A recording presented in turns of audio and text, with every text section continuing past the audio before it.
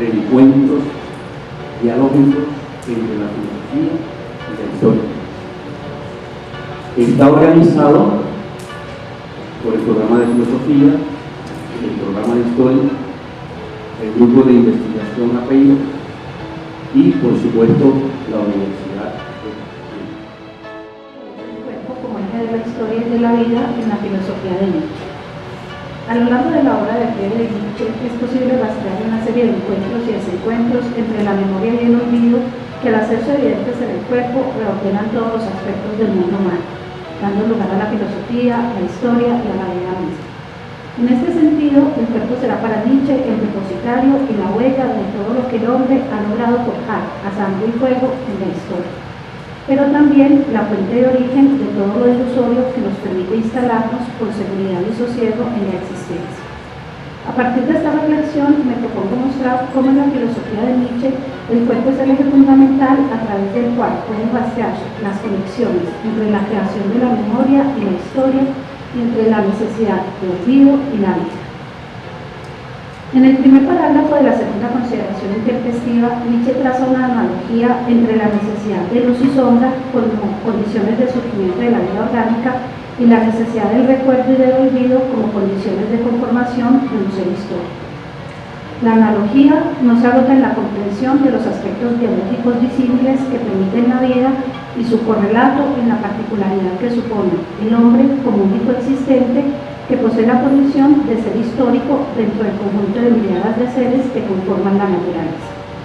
La analogía, si se quiere, es más denotativa que connotativa, ya que pone de manifiesto que la vida no es un fenómeno que se limita al aprovechamiento de lo biológico para el surgimiento de los seres, pues en la medida en que estos se van elevando en grados de complejidad, precisan para su conformación más de lo que en el mundo natural se puede hallar. El diálogo entre la historia y la filosofía ha encontrado siempre numerosos obstáculos. Historiadores y filósofos parecen haber entablado un diálogo de sordos, marcado por desconocimientos recíprocos y malentendimientos de sus razones. Los historiadores sospechan que los filósofos practican una historia abstracta, desencarnada, replegada sobre sí misma, centrada vanamente en el juego de las ideas. Malestar que se manifiesta particularmente en las llamadas historias de la filosofía que se enseñan en los currículos de las carreras, en los que las ideas filosóficas se presentan sin la menor preocupación de establecer relaciones con otras manifestaciones de la época, con independencia de sus condiciones de posibilidad, como si los filósofos fuesen inteligencias desencarnadas. Esta propuesta o este escrito se deriva de un proyecto que se presentó al Comité de Desarrollo e Investigación de la Universidad de Antioquia. O sea, es una propuesta que está en la fase inicial de ejecución. Entonces, lo que les vengo a mostrar es un poco pues la reconstrucción que hicimos, el grupo de investigación. Por eso en la diapositiva ven que ese grupo formado, Grupo sobre Formación y Antropología Pedagógica e Histórica, que es con el que he venido trabajando este enfoque o esta manera de hacer historia del currículo. La expresión epistemología social del currículo es un concepto prestado de un autor que se llama Thomas Pockiewicz. Él ha venido trabajando, viene trabajando en Estados Unidos el tema de narrativas, el tema de historia de la educación, y es un lector pues de la tradición Foucaultiana, y de ahí deriva un poco esta forma de trabajar pues con los currículos, entendiéndolos como estrategias de apoyo. Mi ponencia se titula Historia de la transmisión de los sólidos platónicos, y como sé que los sólidos platónicos no son las figuras más populares de la historia de la filosofía, lo que voy a hacer es una pequeña presentación o resumen de lo que voy a exponer para intentar en la medida de lo posible que sea más fácil seguir la ponencia. Sólidos platónicos es el sobrenombre que recibieron los 5 poliedros regulares convexos. Son comenzando por arriba a la izquierda, el tetraedro o pirámide, el hexaedro cubo, el octaedro, el dodecaedro y el icosaedro. Mi objetivo es hacer una historia de su transmisión porque me interesa y me llama la atención cómo unas figuras tan inútiles han sobrevivido desde su descubrimiento en el Neolítico hasta nuestros días. Y cómo, en contra de toda ley darwinista de que sobrevive el que se adapta, los periodos regulares han permanecido siempre inmutables y, sin embargo, han sobrevivido durante miles de años y casi han hecho que se adapten las obras que han posibilitado su transmisión, que se adapten a ellos.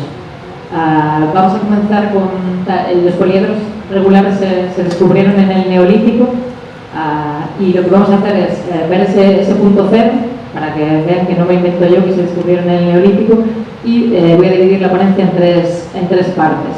La primera, me centraré en la transmisión de estas figuras en la antigüedad, la segunda en la Edad Moderna y la tercera en la contemporánea. ¿Por qué estas tres partes? Porque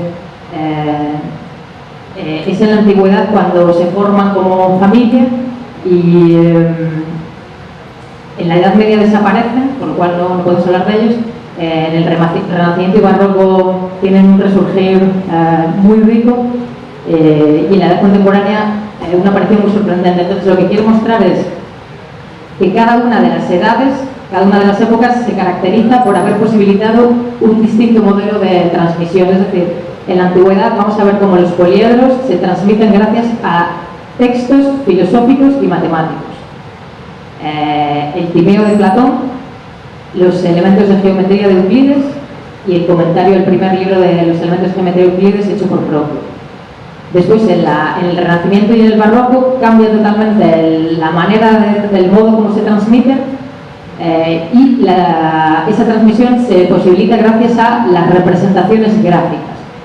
Y en el mundo contemporáneo vuelve a cambiar totalmente el vehículo de transmisión y tenemos que es un premio Nobel de Física como Werner Heisenberg el que los incluye en su principal obra, que es el Diálogo sobre la física atómica, la parte y el todo. Entonces creo que los distintos vehículos de transmisión nos dan mucha información sobre cada una de las épocas, ¿no? Lo textual, filosófico matemático, lo gráfico y lo científico. De la ponencia está la filosofía de la historia, régimen moderno, potencia y potencia de la razón. Al seguir la actualidad cotidianamente, predomina un sentimiento de impotencia frente a situaciones históricas que parecen definitivamente bloqueadas. Verás que el conflicto israelo-palestino es uno de los ejemplos más significativos. Y la idea de que la violencia es un hecho insuperable de la historia humana. A ese sentimiento primero se agrega la intuición vaga de que las cosas no medrocan y de que las manifestaciones violentas no pueden más que exacerbarse en el futuro. Esta intuición parece hallarse confirmada por la modificación del contexto geopolítico que se ha traducido por la salida del mundo bipolar de la Guerra Fría y una multiplicación de conflictos internacionales, por las tensiones ligadas a la mundialización que exacerban las distancias entre ricos y pobres, por la modificación del clima y del medio ambiente que hace de los recursos naturales un asunto de primera importancia para el siglo futuro, por la crispación de las relaciones entre culturas y religiones. Verás que el terrorismo internacional es la forma de manifestación más violenta, o incluso por la progresión de la lógica individualista que mina el lazo social y aumenta las posibilidades de conflictos interindividuales, teniendo por posibles consecuencias esos tiroteos recurrentes en los Estados Unidos de los que somos testigos. A nivel puramente fáctico, nada incita verdaderamente al optimismo y violencia y barbarie parecen destinadas a perdurar en su estado actual. Los ideales de las filosofías de la historia del siglo XVIII y XIX, en un progreso al mismo tiempo moral, social de la humanidad, parecen desde ahora ilusorios. A este respecto, la crítica postmoderna de esos ideales que ha conducido a la desaparición de los metadatos para no conservar de la historia más que una aproximación reducida a unos discursos narrativos fragmentados, parece estar en adecuación con la situación actual. Sin embargo, si nos atenemos a eso, si nos conformamos con una historia de los acontecimientos sin repensar otra filosofía de la historia, más modesta, ciertamente, pero igualmente esencial, tendremos muchas dificultades para abordar los problemas contemporáneos que son nuestros y que requieren una respuesta global. Es principalmente el caso de los más urgentes de entre ellos, el problema ecológico, la regulación de la mundialización económica y la cuestión del terrorismo internacional, que no pueden ser tratados sino gracias a una toma de conciencia colectiva y a acciones compartidas a nivel internacional y sin entonces implicar el trabajo de la razón. Puesto que el rol de la razón en la historia no me parece caduco, tratar de determinar su función y sus límites. Para hacerlo, les propongo detenernos un momento en esa cuestión de la razón en la historia que desde el siglo XVIII ha hecho correr mucha tinta. Para mejor circunscribirla, me parece que para empezar hay que responder a dos preguntas esenciales. ¿Cómo ha podido emerger semejante visión de la historia? Y segundo, ¿conserva esta en nuestros días alguna actualidad? Primera parte de la historia ayudando a la historia adveniente. La relación del hombre con el tiempo histórico no ha sido nunca unida. Como lo han mostrado los trabajos de Pierre Plas y de Marcel Boucher sobre las sociedades denominadas primitivas, la concepción de una historia humana lineal es un caso posible, entre otros. Las sociedades primitivas, confrontadas a las tensiones y dificultades que afectan a toda sociedad, la violencia, la repartición de los bienes, el ejercicio del poder, han escogido un abordaje singular con el fin de pensar diferentemente la duración histórica. Ellas han querido ser sociedades contra la historia, es decir, sociedades que se niegan a asumir aquello que constituye la esencia misma de la historia humana, el ejercicio del poder. En esas sociedades, un sistema está organizado para contrarrestar desde dentro la expansión natural del poder y son implementados unos dispositivos para impedirle al jefe adquirir todavía más poder. ¿Por qué han optado esas sociedades por rechazar el poder y con este su inscripción en la historia? La respuesta se encuentra del lado de los mitos que se supone que le dan su herencia a la sociedad. Los mitos dan cuenta de la propia sociedad, de su definición como orden colectivo, y juegan un rol en la decisión que permite neutralizar la aparición del poder coercitivo. En efecto, los mitos de las sociedades primitivas tienen por estructura general el decir que todo se ha jugado en un tiempo anterior al tiempo presente, tiempo originario en el que el orden del mundo ha sido fijado de una vez por todas. El religioso es el tiempo mítico de la fundación, un pasado a la vez próximo, este sigue influyendo en el presente, y totalmente terminado, en el que todo ha cobrado sentido, y principalmente las costumbres y usos que guían aún la conducta del grupo. El orden de las cosas es remitido a un origen ausente. La vida colectiva está suspendida de la fidelidad a esa donación primera y es en consecuencia hostil al cambio, a la historia. Las sociedades salvajes son pues conservadoras por naturaleza, a la vez que son profundamente igualitarias, puesto que no existen intermediarios particulares con los ancestros y puesto que ningún rol político es atribuido a ninguna casta sacerdote. Todos los miembros de la comunidad son iguales ante la ley de los boletines. Son sociedades en las que no nos encontramos una religión instituida, sino más bien una organización ritualizada de la existencia.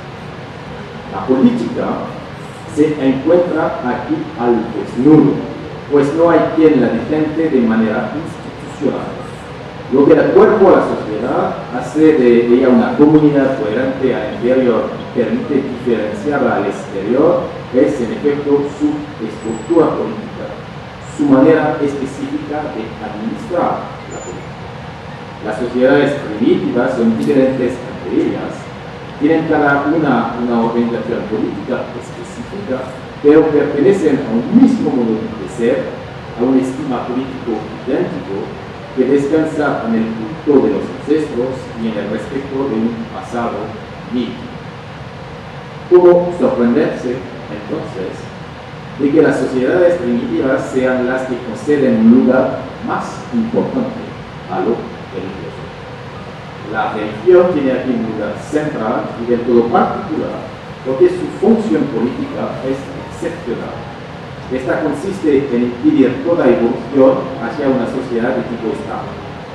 Por retomar una expresión célebre de Plath, las sociedades primitivas son sociedades contra el Estado, sociedades que se las arreglaron para no transformarse en sociedades estatales. Y el mejor medio para lograrlo es retirar la autoridad a toda persona humana y transferirlo a un momento mítico fundador que regula el presente sin tener que hacer intervenir a ningún mediante. La verdadera autoridad es metafísica y no real. Esta se explica por una alteridad temporal radical que vuelve inútil toda divinización de los seres presentes. La dependencia para con el pasado es total, pues liga a los individuos a la elección inmemorial de los orígenes que ellos deben repetir y repetir idénticamente. Lo religioso es entonces un medio para un grupo de conocerse como sociedad política, asegurando la cohesión de sus miembros que pasa por una deposición política radical. Es lo que Bourdieu ha llamado el reino de la heteronomía, que equivale a un rechazo a darse sus propias leyes y que justifica. Trabajo principalmente con un esbozo histórico del concepto de progreso hasta su llegada a la economía del siglo XVIII. Bueno. Iniciamos preguntándonos la idea del progreso, como hija de la modernidad, es la representación de la historia como proyecto orientado hacia el futuro. Podríamos contestar que sí, pero para poder realizar la afirmación hay que ir más a fondo en el asunto. Hay que preguntarse cómo se ha desarrollado la idea del progreso a lo largo de su historia como concepto, de qué manera y en qué momento se muestra como proyecto que busca alcanzar los horizontes del futuro y cómo se relaciona dicho concepto con el concepto de decadencia. Bueno, durante la modernidad, con el surgimiento del estudio científico de la historia, aparece la pregunta por el carácter moderno del progreso y cómo dicho carácter implica en sí mismo un grado de decadencia para el colectivo de la humanidad. Para responder estas preguntas se hace necesario pensar el momento justo en que todo eso implica, de manera precisa, un mejoramiento para los hombres tanto en las ciencias, las artes y la técnica, como en los asuntos morales y políticos. Todo aquello de lo que está constituida una sociedad y de lo que han defendido hasta hoy la historia y la ciencia histórica. Yo voy a dividir mi presentación en tres momentos.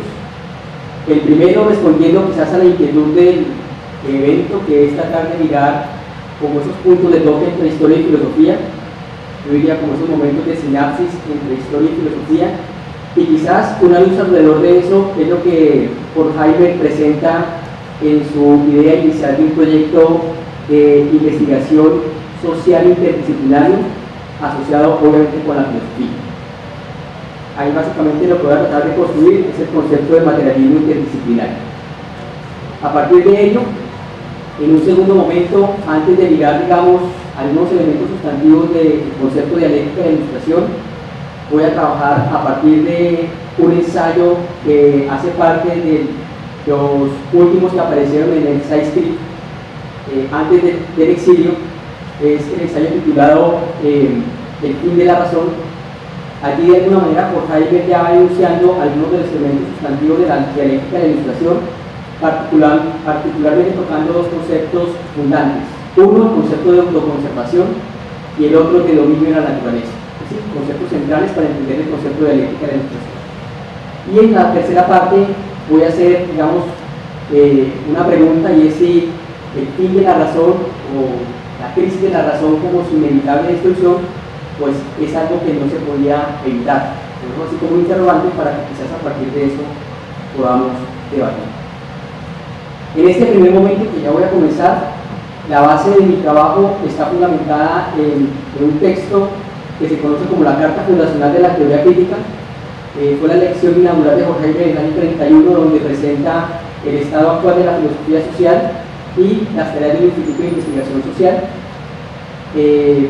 Santiago no está, pero por fortuna he visto la traducción del alemán al castellano de dicha carta, por si la quieren buscar, está en el blog de propaganda.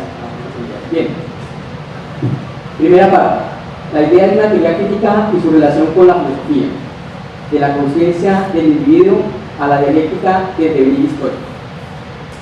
Horkheimer propuso el programa de una teoría social crítica cuando fue nombrado director del Instituto de Investigación Social de Frankfurt.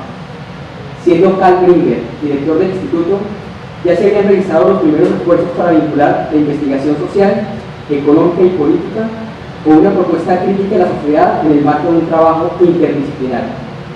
Sin embargo, fue solo hasta su posición como director del instituto cuando Horkheimer presentó los lineamientos de un programa de investigación materialista interdisciplinario, destacando una crítica al potencial normativo del concepto de razón desarrollado a lo largo de la tradición filosófica y su disposición hacia una renovada colaboración entre la filosofía y las ciencias sociales. Su idea tuvo la ventaja de vincular la crítica filosófica de la razón con los modos de investigación desarrollados por la historia y las ciencias humanas, con el propósito de hacerle frente en sentido reflexivo a los dominios del pensamiento y la acción. Fue en este espíritu que su lección inaugural de 1931 caracterizó la teoría crítica como una vinculación dialéctica entre filosofía e investigación empírica bajo la orientación de una investigación social orientada filosóficamente. En este sentido, me animé más no por explicar la diferencia que existe entre el apego hegeliana y la sobredeterminación marxista que va a decir Althusser, y hablar más sobre la filosofía del acontecimiento. ¿Qué significa pensar la filosofía del acontecimiento? Esto hilado justamente con una intención de recuperar este proyecto último de Althusser y además, al mismo tiempo, conectarlo con muchas de las preocupaciones filosóficas contemporáneas, ¿no? Estoy pensando en Badiou y la problematización del acontecimiento, estoy pensando incluso en el propio Foucault cuando está haciendo genealogía, él mismo atisba de cierta manera una comprensión de pensar el acontecimiento. Estoy pensando en Nancy, por supuesto, y en otros filósofos más que están en esta meollo y preocupación. ¿Qué significa la filosofía del acontecimiento? Y por eso esta ponencia la transformé y le terminé llamando filosofía del acontecimiento o materialismo del encuentro. Entonces empiezo con una cita que es una traducción que hace Luis Althusser de una de las partes del Tratado Filosófico de Wittgenstein.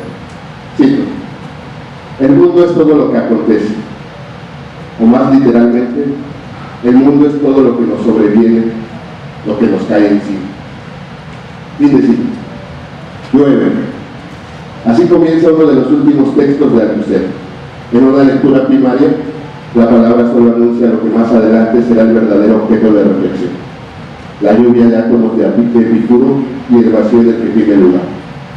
Pero llueve en alguien que se esmera en enseñarnos a leer sintomáticamente, es también una forma verbal, impersonal y presente de indicativo, que señala Unai, del que quizá todo el texto no hace sino pensar. Llueve es entonces no el texto ocurrente para empezar a hablar, sino la ocurrencia por la cual se puede hablar, el acontecimiento.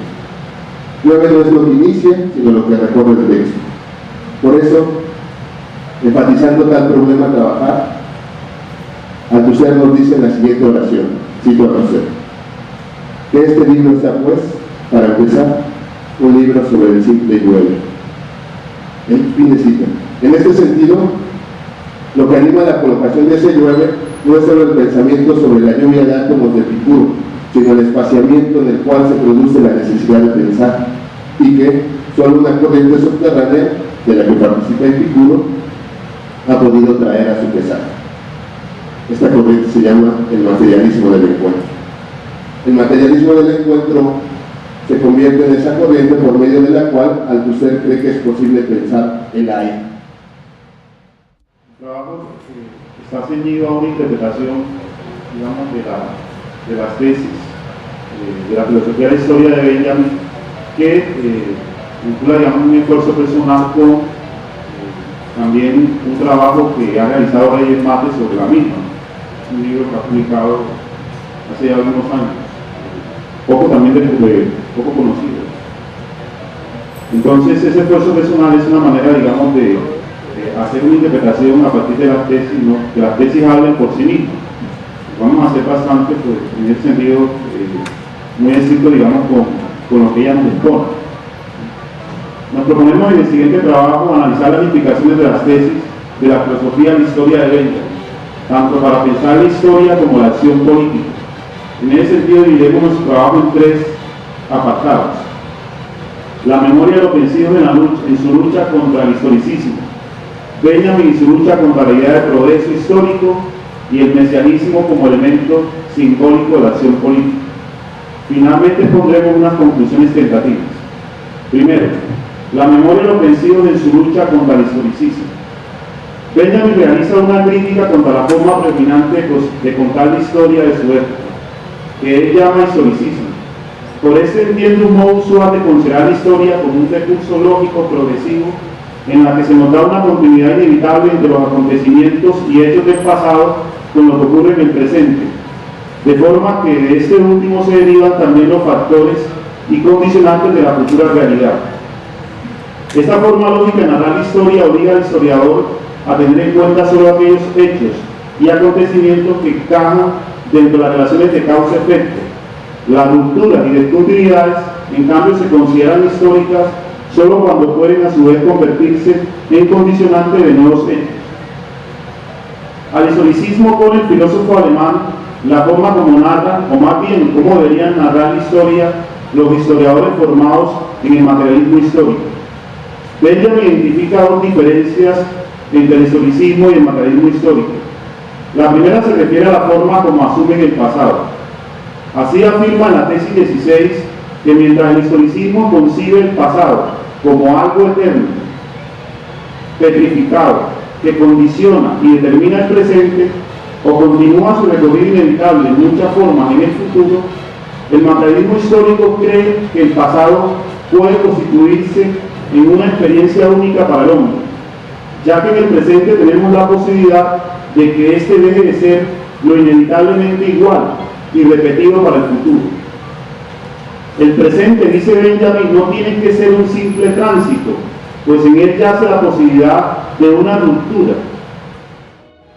Eso que vamos a compartir ahora es el tercer capítulo de lo que fue mi tesis de pregrado. Se titula Martin Heidegger y la historia. En este texto se mostrarán algunos aportes realizados por Heidegger en su reflexión filosófica sobre la historia. Texto que se basará, entre otros, en el trabajo realizado por el filósofo alemán en su obra Seligion, la traducción de Eduardo Rey.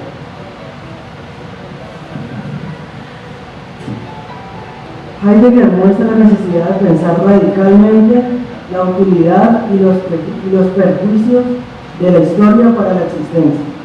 Al respecto, en relación a tal planteamiento, el filósofo judío Emmanuel Levinas afirmará que no es la finitud del ser lo que hace la esencia del tiempo, como piensa Heidegger, sino su infinito.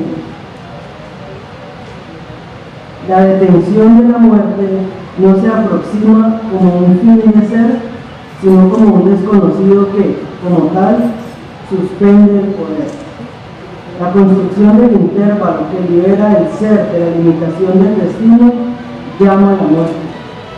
La nada del intervalo, un tiempo muerto, es la producción del infinito. La resurrección constituye el acontecimiento principal del tiempo. No hay pues continuidad en el ser. El tiempo es discontinuo. Un instante no sale de otro sin interrupción, por un éxtasis. El instante es su continuación. Encuentra una muerte y resucita. Muerte y resurrección constituyen el tiempo, pero tal estructura formal supone la relación del yo con el otro. En su base, la fecundidad a través de lo discontinuo que constituye el tiempo. De manera cairológica, muy cercano, por ejemplo, a lo que se planteaba en la teoría de la relatividad de Einstein, ¿no? Por ejemplo, donde el espacio y el tiempo se encuentran entrecruzados, pero dependen siempre de un observador que está ahí, además de la materia, ¿no? En ese sentido, la relatividad se presenta dando la posibilidad a la multiplicidad de esos espacios y tiempos y por lo tanto de historia. Ahora, como que concretizándolo un poco más, podemos decir que nosotros somos testigos inclusive de procesos que no vivimos, escapan más allá de la experiencia. En ese sentido no se limita a la aquí y a la ahora, ¿no? Como decía, podemos decir hasta cierto punto que somos testigos de una herencia colonial, por ejemplo, de una herencia de violencia, por ejemplo, de una herencia a lo mejor de políticas paternalistas, racistas, sexuales, machistas, por ejemplo, ¿no? Entonces, por ahí es donde diría yo, esto de pensar la realidad desde la realidad misma, pues de hecho trata de siempre de dar cuenta de eso, ¿no? De ir con el sujeto concreto, ¿no? De establecer redes de comunicación dialógicas para observar que más allá de esto, de lo disciplinario que aquí podemos encontrar, existen posibilidades, ¿no? Para ese acceso a lo real. Podríamos incluso hasta el punto de llegar a transformar el quehacer de nuestras propias disciplinas. ¿Por qué no hablar incluso del trabajo de campo de la filosofía? Por ejemplo, ¿no? Ya más allá del aula, ¿no? Salir a la calle y buscar ahí en esos elementos cotidianos, ¿no? No sé si por ahí respondo las preguntas. Bueno, la pregunta más que todo es subjetividades emergentes, ¿no? ¿Cómo hacer sociedad con esas subjetividades? Pasa en Colombia que la Corte Suprema le dice al Estado, tienes que disculparte porque esa masacre fue culpa del Estado, ¿no? Tienes que disculparte públicamente. Bien, el Estado lo hace, se disculpa, pero sigue construyendo sociedad, aislando esas mismas subjetividades emergentes, ¿no? No sé cómo construir sociedad a partir de esas subjetividades emergentes, trayéndolas hacia adentro, ¿no? Y no exiliándolas aún más. Bueno, también muy interesante la pregunta. Yo la reformularía un poco, o sea, a fin de responder, en el sentido de que esas mismas subjetividades emergentes constituyen la sociedad, ¿no? O sea, más allá de que la sociedad las cree o las construya ellas son las que construyen la sociedad desde sus distintas emergencias, en el sentido de que surgen independientemente de que las visualicemos o no. O sea, siempre están ahí presentes, ¿no? Algunas veces de manera más clara, algunas veces, no sé, porque los mismos medios de comunicación les dan cobertura, o algunas veces transformando su propia realidad, ¿no? No sé, en el caso de Colombia no me atrevería a hablar mucho porque ahora sí que no es mi contexto, ¿no? Pero creo que podría pasar algo semejante, ¿no? De lo que ocurrió en México. En México, con los zapatistas, por ejemplo, el Ejército de Liberación Nacional se mantiene en silencio durante cerca de 2 años y de pronto sale nuevamente a las calles sin necesidad de armas, sin necesidad de lanzar tanto comunicado, pero con esa sola práctica de presentarse ahí ya transforman algo, ¿no? Desde luego, ahí estuvieron todos los medios, etcétera. Pero ¿qué pasa en esos 2 años? En esos 2 años ellos estuvieron viviendo, incluso al margen de si estaban o no presentes en los medios, ¿no? Entonces creo que es ahí, ¿no? O sea, hay que reconocer que estas mismas subjetividades emergentes, que no son ni pueblo, que no son ni masas, o sea, son sujetos claramente identificados, son sujetos que no se eliminan con esas estúpidas pretensiones de defunción posmodernas, de que ya no es sujeto o que no se integran a una totalidad, etcétera, que pueden llegar a asumirse como, en el caso de los zapatistas, como tocolabales, occidentales, o mexicanos inclusive, ahí están presentes, ¿no? Siempre mostrándose, ¿no? Entonces, por ahí iría, ¿no? Ellos mismos son los que construyen. El tema de ponencia es el concepto de imaginarios sociales y la transformación de la nueva historia cultural. La ponencia está dividida en 5 partes. Primero una introducción temática, luego hablaré de la historia de las mentalidades, luego hablaré de la nueva historia cultural, finalmente hablaré de la historia de las redes sociales y esto termina con unas consideraciones finales. Sin más preámbulos,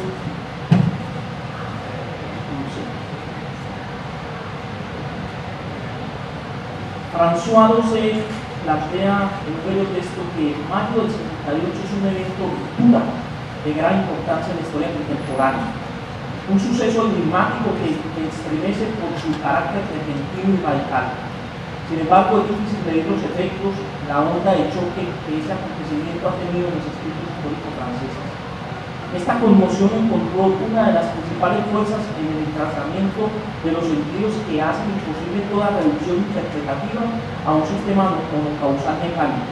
El proyecto de desencadenar los efectos del movimiento de mayo resulta delicado en una disciplina como la historia, la cual se confrontó abiertamente no solo al movimiento mismo, sino también al reflujo de una interpretación global que llevó a una fragmentación de la sensibilidad de mayo y que se expresó muy rápidamente en las prácticas puntuales, tópicas y marginales, para sufrir enseguida una reapropiación por la sociedad de consumo, la cual, junto con Alain Mann, celebrará los méritos del capitalismo en 68. Hasta ahí llega François Doucet. El estructuralismo era el centro del panorama intelectual previo a ese marco y estaba proyectado como el paso obligado de toda discusión o debate académico serio. El movimiento cultural y político de mayo del 68 sacó de las estructuras inamovibles de los pensadores de la muerte del hombre y da lugar a una verdadera bella época de la disciplina histórica. Más conquistadora y cautivante que nunca, esa disciplina explora, se dilata y se expande, ya que para responder a la demanda social, Clio está dispuesta a perder sus atributos y a fundarse en la nueva sensibilidad posterior a mayo. La revolución de mayo del 68 está simbolizada entonces en múltiples revueltas juveniles y ha sido considerada como toda una revolución de las estructuras culturales de larga duración hasta entonces vigentes. Revolución que alcanzó dimensiones planetarias, involucrando en su despliegue una serie de consecuencias civilizatorias de largo alcance. El año de 1968 constituye para la segunda mitad del siglo XX una coyuntura espectacular con relación a sus efectos políticos, culturales e intelectuales para el mundo occidental y en especial para Europa, Estados Unidos y América Latina.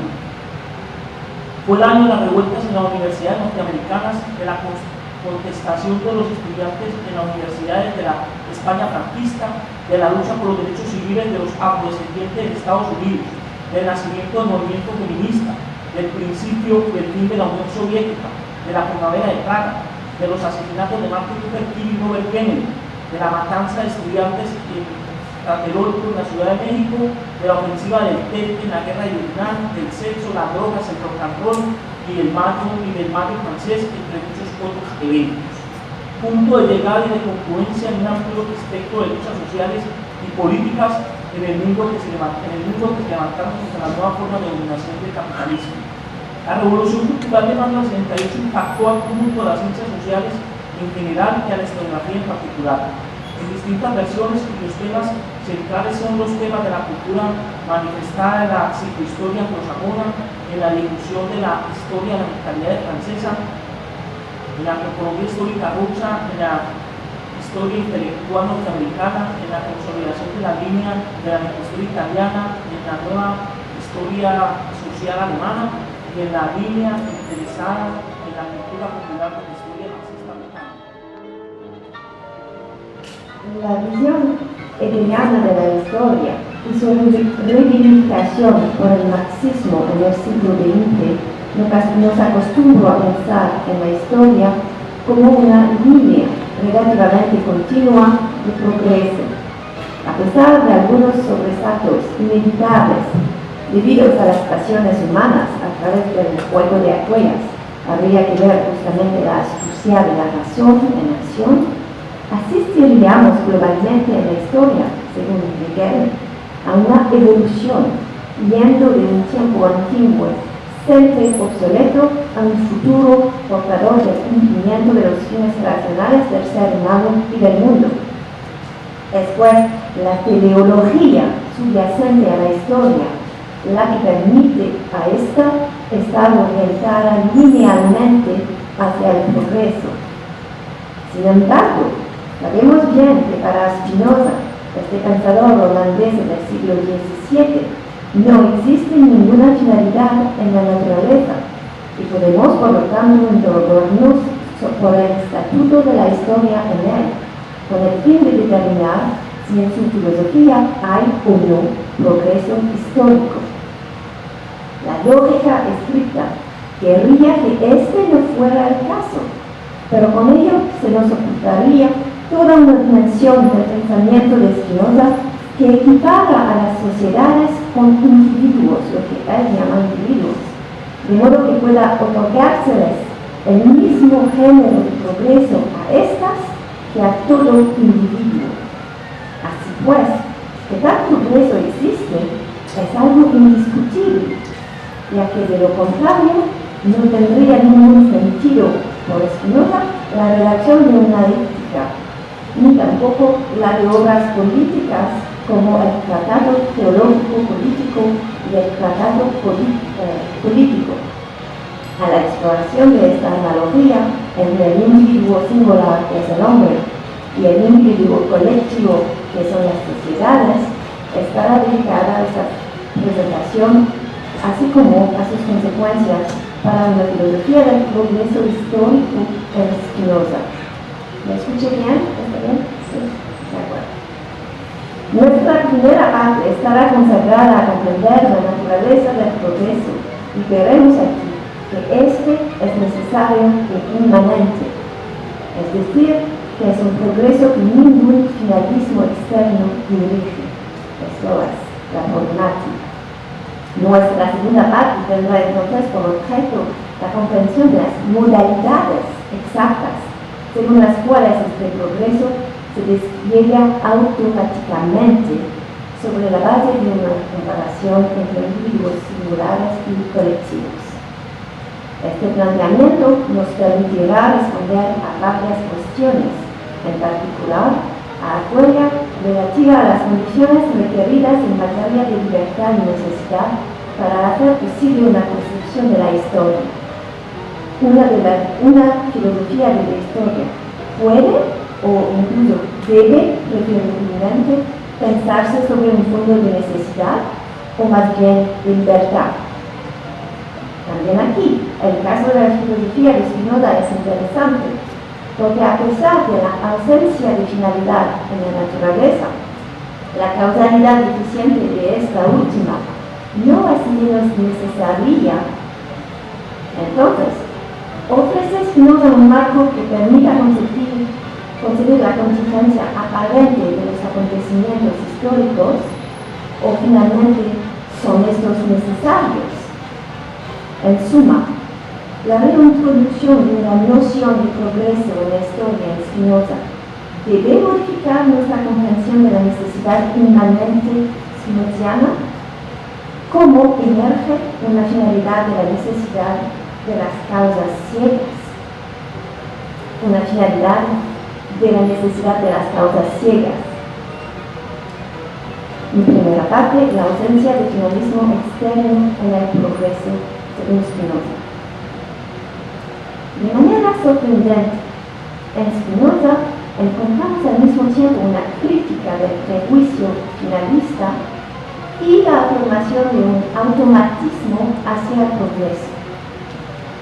En esta primera parte intentaremos inicialmente comprender cómo pueden mantenerse simultáneamente estas dos afirmaciones aparentemente antitéticas, concernientes al individuo singular humano, antes de pasar a la extensión de estas afirmaciones a los individuos colectivos que son las sociedades políticas e históricas.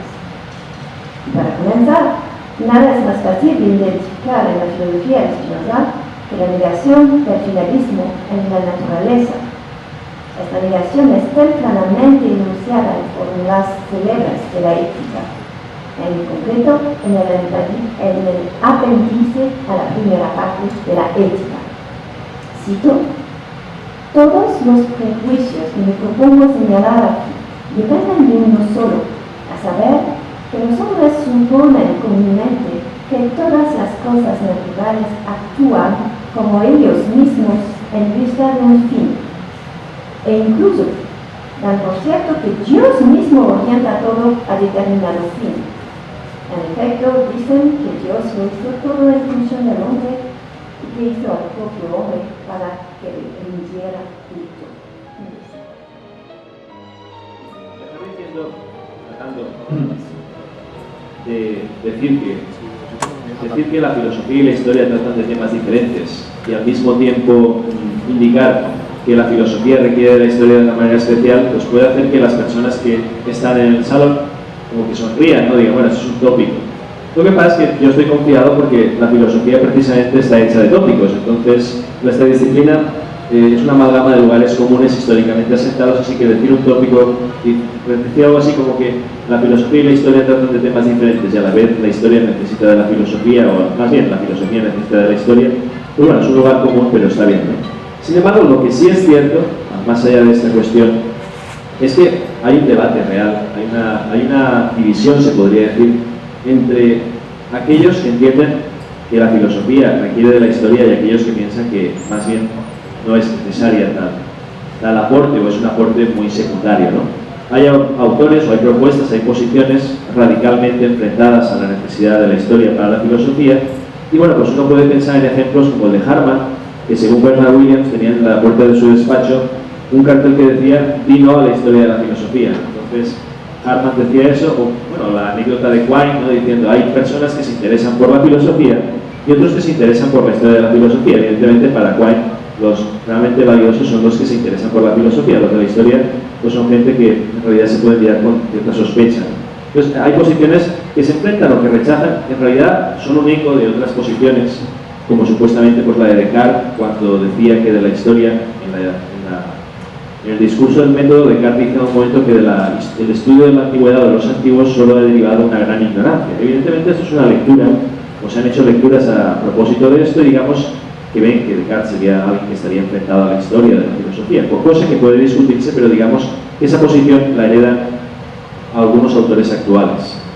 Evidentemente también hay posiciones totalmente contrarias a esto que defienden la historicidad de la filosofía. Por ejemplo, yo diría que Adana o Riquet son autores, pero también es cierto que el más claro ejemplo, el que rellena el casillero, digamos, de la defensa de la historicidad de la filosofía, la más grande, sería Hegel. Entonces, digamos que la concepción de la historia como un proceso de la filosofía, como enmarcada en un proceso histórico, la defiende Hegel de manera radical, digámoslo así, ¿no? Entonces, para Hegel, de alguna forma, la filosofía sería histórica por su propia naturaleza y, digamos, que cobraría forma en el recurso temporal en el que se formaría la verdad que la disciplina filosófica trata de alcanzar. Entonces, sería oposición a la hegeliana, una interpretación de Hegel que lo ve como un defensor radical de la historicidad de la filosofía.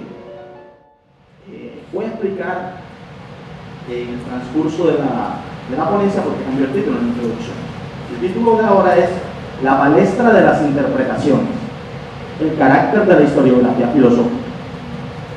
Voy a leer el resumen. A pesar de la antigüedad de la filosofía, la aparición de la historiografía filosófica es relativamente reciente, pues es Hegel quien le asigna por vez primera una metodología precisa. Esta última apunta a un estudio de los filósofos del pasado que emite su tergiversación. Sin embargo, el pensador alemán reconoce que el ejercicio del historiador de la filosofía no puede ser imparcial, dado que sus consideraciones poseen una carga valorativa. Esto ha hecho de la historiografía filosófica una palestra en la que se enfrentan las más variadas interpretaciones. Frente a este panorama, reacciona Jacques Brunswick. Su propuesta consiste en evadir los presupuestos filosóficos que permean a esas empresas interpretativas.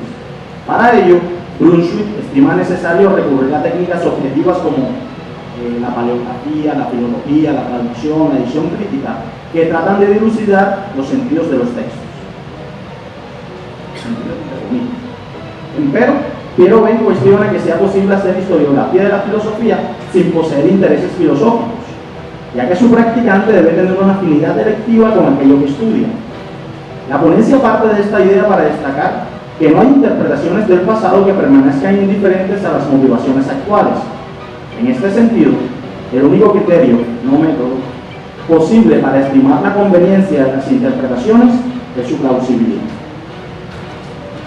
Comienzo con una especie de introducción. De antemano, ofrezco disculpas por cambiar abruptamente el título de la ponencia. El anterior era La historia de la filosofía como filosofía. Sé que con esto puedo defraudar a mi amigo y colega Moisés David Narváez Herrera, quien hace algunas semanas en Ciudad Caricatura realizaba una presentación del evento que nos congrega. Recuerdo que la titulaba Intersticios del Pensar, un acto de provocación académica en Cartagena de Indias. En dicha presentación, Narváez Herrera resaltaba, entre varios rótulos de profesores consagrados, mío, evidentemente, alguien que me está consagrado. O sea, y el título era el que acabo de cambiar. Sin embargo, la causa de esta modificación no responde a un simple capricho, sino a dos razones que me acecharon desde el momento mismo en que comencé la redacción del resumen para la convocatoria. En primer lugar, si bien quiero hablar de una defensa del carácter histórico de la historia de la filosofía, como lo hizo Vicente, frente a quienes consideran que no es propiamente filosófica, he decidido centrar la atención en una cuestión que envuelve a esta polémica y que puede servir para explicar el carácter susodicho, a saber, la existencia de interpretaciones diversas, traducciones también, Rocío, algunas de ellas diametralmente opuestas sobre un mismo autor, obra o pasaje. Me parece que este aspecto de palestra que reviste la historiografía filosófica resulta vital para comprender por qué estas lecturas están determinadas por perspectivas teóricas que se proyectan sobre el texto estudiado, algo que de entrada no las convierte en erróneas o inadmisibles. Como se verá, son estos presupuestos de los que parte el historiador los que garantizan que su tarea pueda ser considerada filosófica. Quisiera iniciar con un fragmento del Ateneo de Friedrich Schlegel, el fragmento número 226. En vista de la mala fama de que gozan las hipótesis, sería bueno que algún día alguien intentara escribir la historia sin recurrir a ella. No es posible decir que algo es sin decir lo que es. El mero hecho de someter determinados factos al pensamiento implica ya relacionarlos con ciertos conceptos y no es indiferente, por cierto, con cuáles de ellos nos relacionemos. He querido comenzar por este fragmento de Schlegel porque señala algunas de las inquietudes más sustanciales sobre la consideración de la historia y su estudio filosófico para el siglo XVIII y XIX. El fragmento apunta a diversos aspectos epistemológicos y metodológicos que presentan un interés acerca de un conocimiento distinto y verdadero sobre la disciplina de la historia.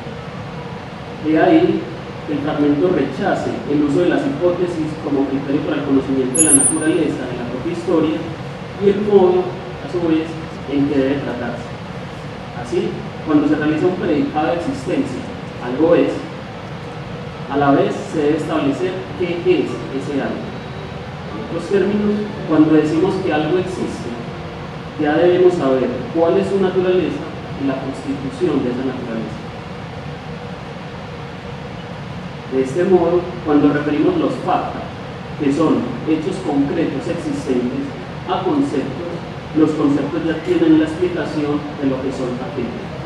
De igual manera, al hablar de historia, nuestro concepto debe ser bifurcado para señalar, por una parte, que la historia existe, y por otra que tiene una naturaleza peculiar. He aquí la densidad del fragmento, en tanto considera el estudio de la historia como en sí y para sí, como diría Hegel años después. A partir de esto, podemos afirmar que el propio significado de historia se refiere a la construcción de un saber de sí mismo, saber que está constituido, como bien señala Schlegel en este fragmento, por las consideraciones teóricas sobre qué es, cómo se conoce y cómo debe escribirse la historia. El trabajo que les voy a presentar es un ejercicio académico fruto de una reflexión que hemos venido adelantando en la universidad, los programas de filosofía, de estudios literarios y de historia. Toda vez que el programa de estudios literarios apenas tiene 2 años de haber iniciado, el programa de historia tiene 1 año y medio de haber iniciado, y el programa de filosofía y de filosofía y letras pues ya se tiene una tradición bastante amplia. Las reflexiones en estos 3 campos tienen que ver no solamente que pertenecemos a una misma escuela dentro de la universidad, sino precisamente a buscar cuáles son esas nociones comunes o esos campos compartidos en los que podemos construir diálogos y discusiones.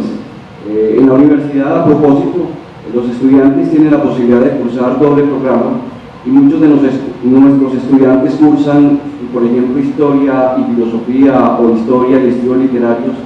Entonces la tarea que nos hemos propuesto es buscar también pues, como unos elementos comunes o de discusión entre los 3 campos. En esa tarea, digamos que estamos en la fase inicial de la tarea, hemos querido revisar solamente la literatura, la historia y la filosofía como texto escrito. El objetivo de este escrito principalmente es, como dice el título, tratar de mostrar qué entiende Collingwood por filosofía de la historia. Inicia. En el capítulo 8 de su autobiografía, que es el segundo libro más conocido de Collingwood, este manifiesta el gran interés que ha tenido en su vida por generar, debatir, proponer un acercamiento, una aproximación entre filosofía e historia. Él cree que dicho acercamiento se puede evidenciar en el hecho de que el filósofo, al analizar la historia de la filosofía, debe entender que lo está haciendo en clave histórica. Lo mismo vale para la filosofía de la ciencia. El acercamiento entre filosofía e historia también puede ser examinado desde la necesidad de una filosofía de la historia. La exigencia de una filosofía de la historia implica el surgimiento, cito a Collingwood, de una rama especial de investigación histórica dedicada al problema especial suscitado por el pensamiento histórico. Hasta allí la cita. Dicha necesidad se siente venir en el siglo XIX, lo cual no quiere decir que en los siglos anteriores no hubiese cierta preocupación por la historia. Ocurre que en los siglos pasados las preocupaciones centrales estaban en la fundamentación de la matemática, en la relación entre la teología y la filosofía, en el método de las ciencias modernas como la física. La filosofía tiene que examinar los problemas que estas formas de conocimiento le sugerían, llegando a producirse posteriormente una especie de conspiración del silencio contra el elemento histórico. Dice Collingwood en un ensayo titulado La imaginación histórica. Siempre el pensamiento humano se ha visto dominado por algún interés especial. La filosofía más fructífera de la época ha reflejado ese dominio, no pasivamente por mera sumisión a su influencia, sino activamente, haciendo un intento especial por comprenderlo y colocarlo en el foco de la investigación. En la Edad Media, la teología era el interés que servía de esta manera para enfocar la especulación filosófica. En el siglo XVII era la física. Hoy día, cuando fechamos convencionalmente los principios de la filosofía moderna en el siglo XVII, creo yo que queremos decir que todavía la domina el interés científico que entonces empezó a señorear la vida humana. Pero si comparamos la mente del siglo XVII en su orientación con la de hoy, contraponiendo los temas que aparecen en su literatura, no podemos menos de tropezar con una diferencia importante. Desde la época de Descartes y aún desde la de Kant, la humanidad ha adquirido un nuevo hábito de pensar históricamente.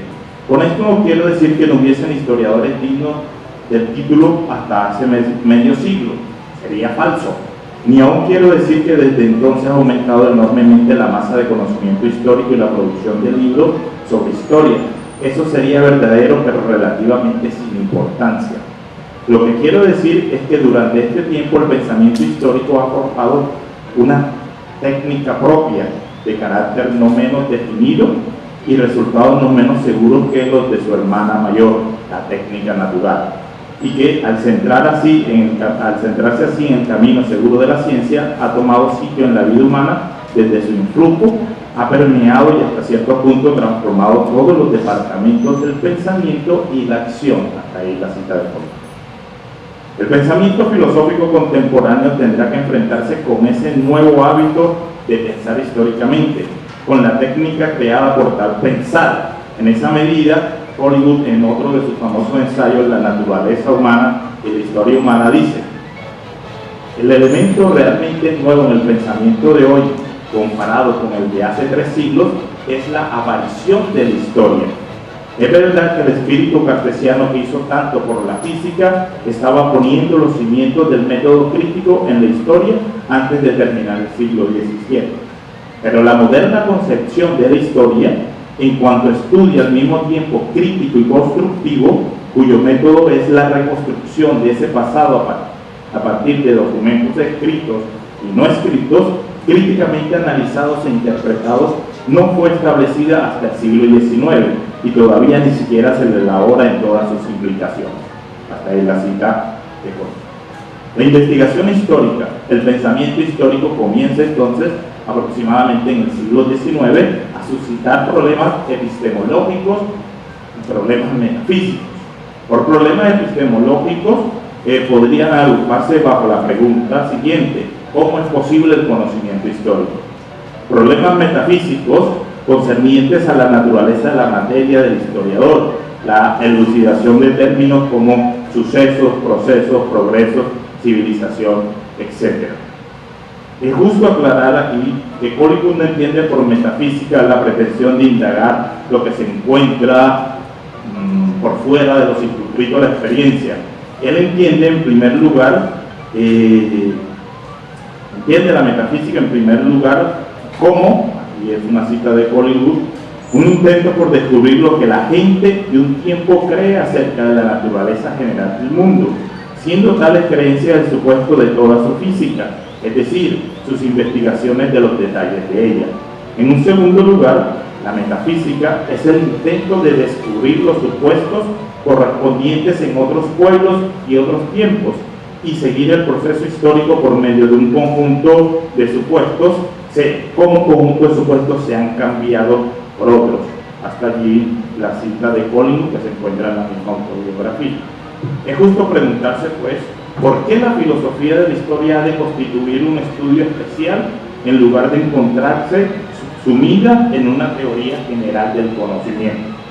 La filosofía de la historia se da entonces gracias a los problemas que se generan en la investigación histórica, que no pueden ser resueltos o no tienen cabida en la teoría del conocimiento, cuyo estudio se limitaba a los problemas filosóficos surgidos de la matemática, la teología y las ciencias naturales.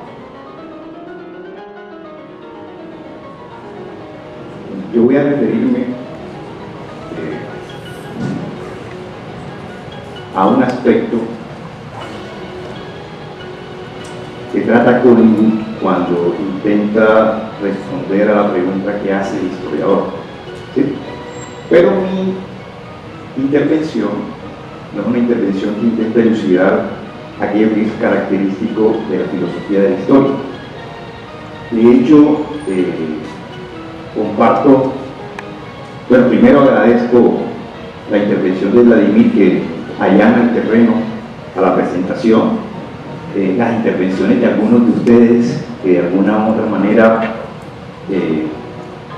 ya han respondido probablemente a algunas de las inquietudes que puede generar esta exposición. Y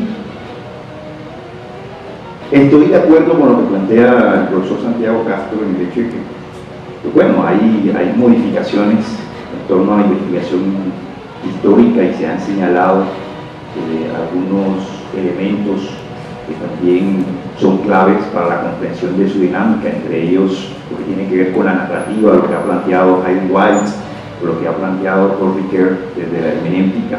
Sin embargo, el énfasis de esta exposición es abordar la noción del dialecto, atendiendo al elemento, al componente diferencial, no desde la imaginación histórica como elemento metodológico para dar cuenta de aquello que es el conocimiento histórico. Otra manera de decirlo es, hay una tendencia contemporánea a prestarle atención a esa categoría de los intersticios de la historia y la filosofía como un campo de estudio en filosofía denominado teoría de la argumentación. De hecho, hay un filósofo canadiense llamado Douglas Walton que le ha prestado mucha atención a esto, como herencia del trabajo analítico que viene de von Wright, ¿sí?, pasando por Rex Martin, William Drake, y esa herencia la asume Douglas Walton. Hay una traducción que ha sido reiterativa de una serie de expresiones de ese término rinesmo, que lo asocian con un entramado. Es el entramado de la reactualización o el recrear. ¿Sí? Uno lo encuentra en diferentes contextos, y yo he utilizado la noción de reconstrucción para señalar un aspecto al que hay que prestarle atención en el contexto en que Collingwood, en los epilegómenos, en la idea de la historia. Bueno, aquí tenéis un mapa de lo que va a ser la conferencia, que es un poco laberíntica. Una primera parte trata sobre el concepto de heroísmo, especialmente en Hegel.